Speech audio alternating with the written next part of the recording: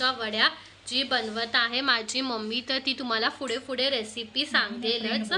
तर सगळ्यात पहिले आम्ही घेतले आळूच्या वड्या, ज्याला ती त्याची आळूची पानं घेतली आहेत आणि त्याचे देठ कापून ते लाटण्याने व्यवस्थित लाटून घ्यायचे, की त्याच्यामुळे वड्या व्यवस्थित छान बनतात।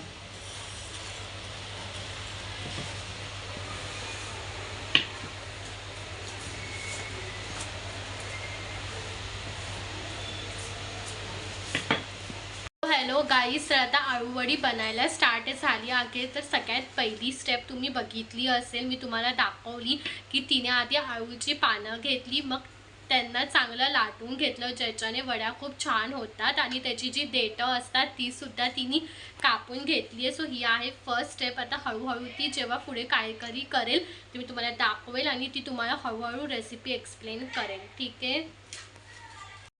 तर आता तुम्हाला मम्मी सांगेल की तिने यात काय काय टाकलं आहे।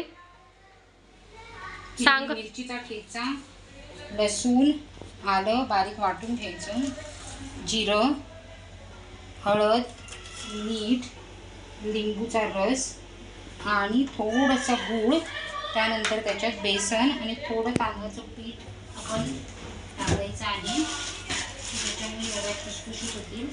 त्यात थोडं थोडं पाणी ॲड करत जायचं, सर्व मिश्रण व्यवस्थित एकजीव करायचं आहे।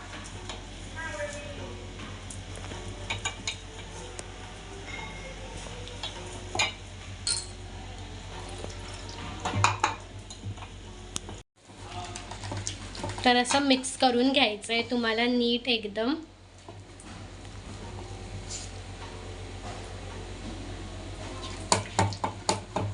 आता ही आहे आपली थर्ड स्टेप। तुम्ही सेकंड स्टेप तर बघितली असेल, आता थर्ड स्टेप मम्मी सांगेल काय आहे। पाण्याला नीट केलेलं मिश्रण जे आहे ते व्यवस्थित असं पसरून घ्यायचं आहे। पान उलटं ठेवायचं आहे।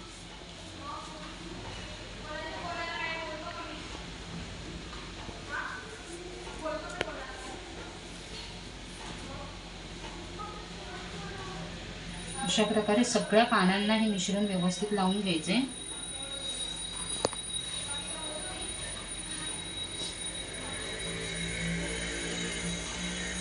आता तुम्ही बघू शकता हे पान रेडी झाला आहे। आता आपण त्याच्यावरती सेकंड पान ठेवायचं आहे। त्यालाही तसंच ते मिश्रण सर्व बाजूने लावून घ्यायचं व्यवस्थित।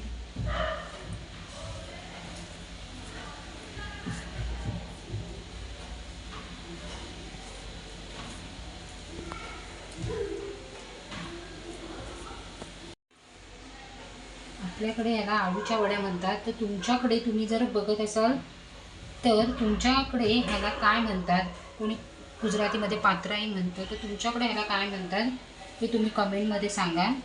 आता हे पान तिसरं पान घ्यायचं आहे आणि ते असं परत उलटं लावायचं आहे। एकदा एक साईड अशी असं उलट सुलट करून लावायचं आहे, म्हणजे ते पानं व्यवस्थित पकडतात एकमेकांना आणि आळूची वडी घट्ट आणि छान बनते।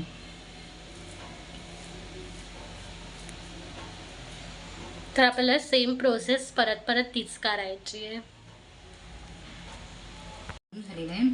आता याला फोल्ड करण्यासाठी प्रथम तुम्ही साईडला फोल्ड करा आणि त्याच्यावरही थोडं मिश्रण लावायचं आहे।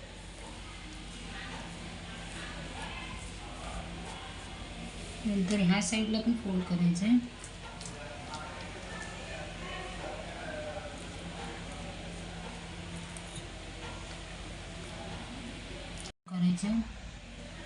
तेही मिश्रण लावून घ्यायचं आहे आणि त्याचं फोल्ड करत जायचं आहे। प्रत्येक फोल्ड करताना त्याला थोडं थोडं हे मिश्रण लावून घ्यायचं आहे। तर तुम्ही बघू शकता कसं फोल्ड करायचं आहे, तुम्ही सुद्धा असंच करा।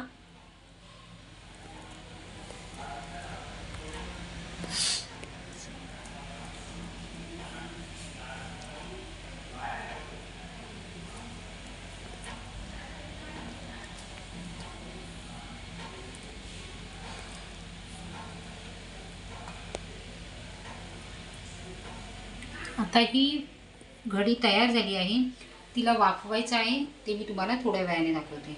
आता तुम्ही थर्ड स्टेप बघितली असेल की आम्ही लोकांनी स्टीम करून घेतली आहे.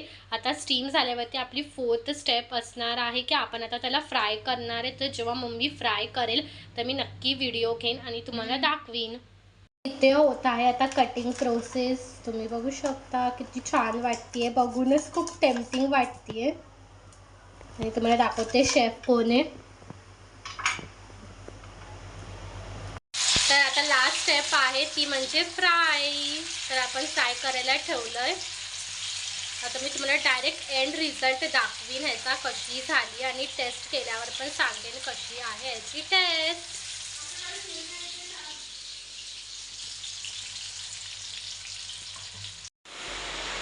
तर तुम्ही फायनल लुक बघू शकता आमच्या आळूवडीचा. झाली आहे तयार फ्राय करून. सो तुम्ही बघितलीच असेल आमची आळूवडीची पूर्ण रेसिपी. तर तुम्हाला आमची आळूवडीची रेसिपी कशी वाटली ते कमेंट बॉक्समध्ये तुम्ही नक्की सांगा. आणि तुम्हीसुद्धा नक्की ट्राय करा. जसं की तुम्हाला माहिती आहे की आता श्रावण स्टार्ट झाला आहे. सो तुम्हीसुद्धा म्हणून आळूवडी नक्की घरी ट्राय करा आणि आम्हाला सांगा की तुम्हाला पण आवडली की नाही आमची आळूवडी आणि मम्मीची रेसिपी कशी वाटली तीसुद्धा सांगा. तर चला आपण भेटूया आता नेक्स्ट ब्लॉगमध्ये. मी टेस्टिंगचा एंडला व्हिडिओसुद्धा टाकेन, सो तोसुद्धा बघायला विसरू नका. So bye guys. सो आताही तुम्हाला रिव्ह्यू सांगेल आळूवडी कशी लागली. बेस्ट. बघू शकता आळूवडी आता मी खाऊन तुम्हाला सांगते.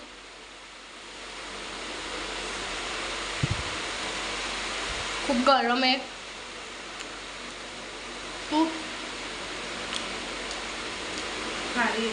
खूप फॅब्युलस आहे, खूप जास्त. तुम्ही नक्की ट्राय करा. बाय.